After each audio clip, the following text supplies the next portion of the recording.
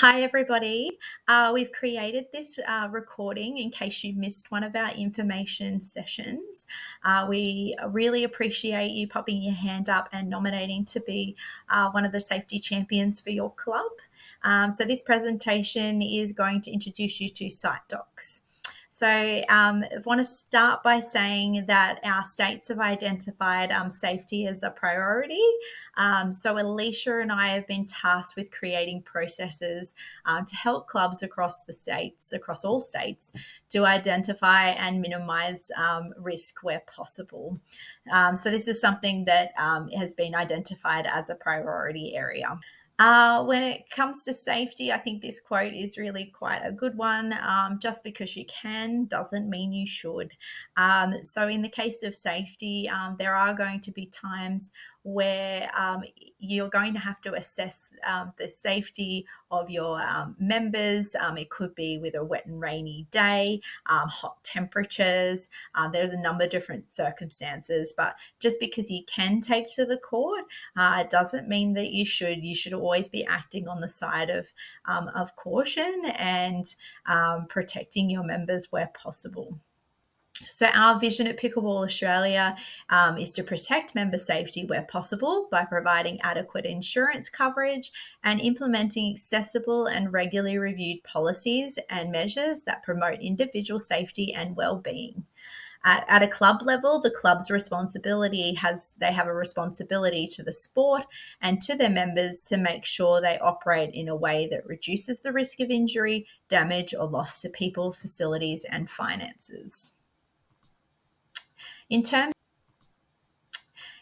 of insurance, Pickleball Australia provides, where applicable, public liability, management liability, professional indemnity, and personal accident insurance to their members and their affiliates. We do have on our website under insurance, you can find all our insurance documents along with a claim form if you have any claims processes. I guess the claims process is dealt directly between the claimant and the insurance company. And our insurance claims are in excess of $20,000 since March 2023. On the previous year was only $7,000. So you can see that there's quite a substantial jump in the number of the amount of claims being paid out. So you can see that there is a need to implement these measures. Compliance to ensure we are eliminating risks so far as reasonably practicable. There are certain processes we need to put in place. Not only will this assure our members are covered under the insurance we provide by Pickleball Australia, but also reduce the occurrence of overall of injuries. In terms of venues, there are quite a lot of risks associated with pickleball. These are a few of them. I guess falls and trips is one of the most common hazards. Then there's, or potential risks, I should say. Then there's also collisions with equipment or other players and spectators, environmental factors such as the weather, poor lighting, of course, on those night courts, no instruction given on how to play safely at the beginning of a session, which is really important. Venue security, is it safe to come and go from the venue? Approved clearance in the playing area, is there enough space between courts? The court surface can be a potential risk as well if there's damage, and duration of play, so how long your members are playing for. So some of you would have already had some of these strategies in place, but these are some of the examples of strategies that can be taken on board to mitigate the risk. Highlighting fixtures which may be of risk and pointing these out before play. So if there's a wall or something jutting out, like such as a bench, it's really important to be pointing these out and highlighting these fixtures. Providing access to shade, seating, and water. Provide thorough, regular introductions on how to participate safely. Especially for those beginners, it's really important to be, doing that at the beginning of a session. How can they move safely on the court? Checking the playing surface before playing, introducing a weather policy, and promoting warm-up and cool downs to members as well. Okay, now to get into SiteDocs. So, Alicia and I have sent through to most of you, if not all of you, hopefully, um, your login details or access to SiteDocs. We ask that you download SiteDocs from the App Store or the Play Store on your phone or another device. Now, SiteDocs is a type of software management, and it has been used traditionally, I guess, for contractors on site, but it can also be used to help other businesses of all sizes to collect, distribute, and track digital forms for safety compliance. There will be a tutorial available once you log in. You'll be able to access any sort of material to learn how to use SiteDocs on your app. So the beauty of SiteDocs is they're scheduled forms, so we can schedule forms to you and send reminders. Web-based storage, so it stores everything on the web. It's a mobile app as well, so that's really convenient on your phone. And there is a resource library available, so we will start to compile some information to pop in there for you that may be useful. And if you have any suggestions of anything that can be added to the resource library, please do let us know. Okay, so once you sign into the SiteDocs menu, it's going to look something like this. When you first log in, you have been allocated to your club as your location. We do understand that there are multiple venues at some clubs, and there will be an opportunity to fill in your venue when you complete the risk assessment. But as for your location, this yellow pin at the top, this will be set to your club, okay? So your screen's going to look something like it's as shown here. Under settings, you'll be able to upload any photos you want to save to your device, and there's a few other things that you can do in there as well. Under support is any tutorials or help that you need. However, in the first instance, I do suggest that you contact Alicia or myself because we may be able to assist you before contacting SiteDocs directly. And syncing just allows you to sync your phone if it's having trouble loading or anything like that. The next section is the to-do section. So under there, you'll see today and upcoming. So anything we have scheduled for you will be in the upcoming section. There'll be a form in there if something's been scheduled for you to complete. Once it is becomes due, it'll go into the today section, as in it's more urgent and it's actually due today. Okay. Underneath that, you also have your shortcuts to signed documents, so anything you've previously signed. Any follow-ups, so anything with corrective action. And I quite liked this feature, emergency locations nearby. So there is actually in there, if you have any hospitals or fire stations or police nearby, it will show you the location, which may be handy in a case of an emergency. Down the bottom as well, you have along the bottom, obviously we're on the home screen, but you also have forms if you ever need to find an additional form. The resources area, which will be popping any safety like documents that may be important to you in the future. Workers is just your profile, so you can find your profile and upload a photo if you like, or save your title. And then the chat section, I actually haven't used that yet, but I believe you can chat with people as well, maybe across your club. Okay, moving on to the next section. So when we schedule a form to you, at this stage, we just have the venue assessment form in there, and it will look something a lot like the one in your picture.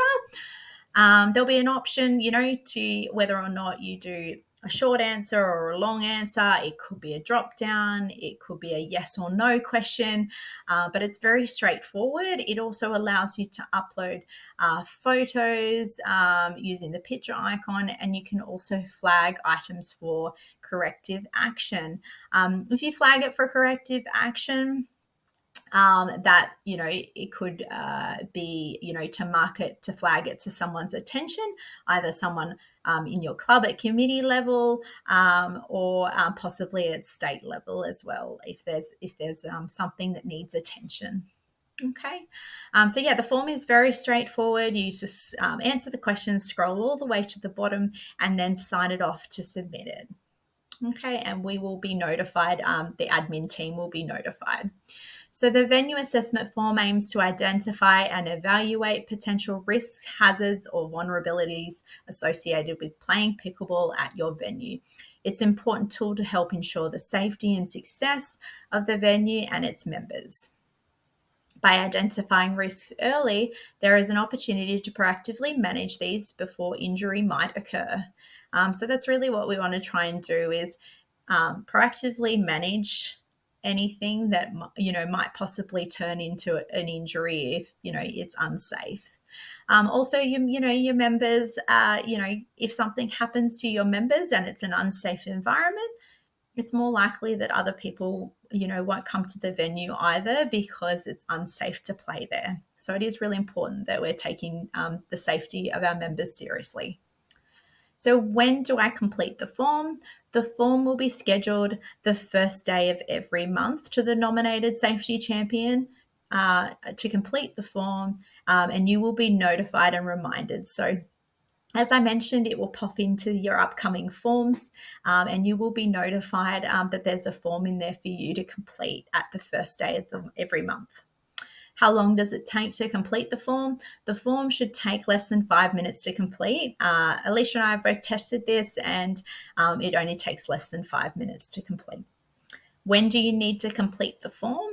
The form must be completed by the last day of the month. So you've got a whole month there. And as I said, you will be reminded, and it will also pop into your today area on your SiteDocs app to remind you that it's due today. Ask questions. So Alicia and I, since the introducing SiteDocs over email to you, we've had some responses, and we just wanted to see if we could maybe answer some of those questions you already had. So will there be a penalty for completing forms late? Absolutely not. There will not be a penalty for completing forms late.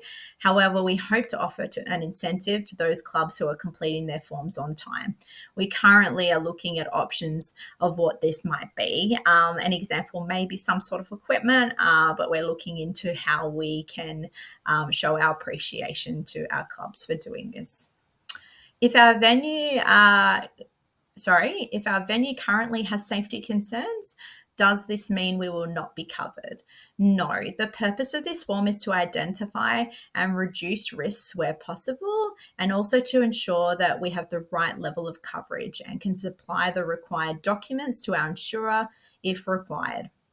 So we may recommend follow-up action if necessary. So we're really just trying to identify those hazards and have the right level of insurance is really important, and try and mitigate those risks as much as possible.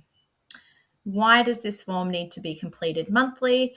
Just given the fact that sports are high-risk environments and they're constantly, changing, it's important that somebody is there to identify the risks and evaluate whether or not it's safe to play, and also there's strategies that can subsequently be implemented, and we can identify if those changes that are being made are making it safer for members as well.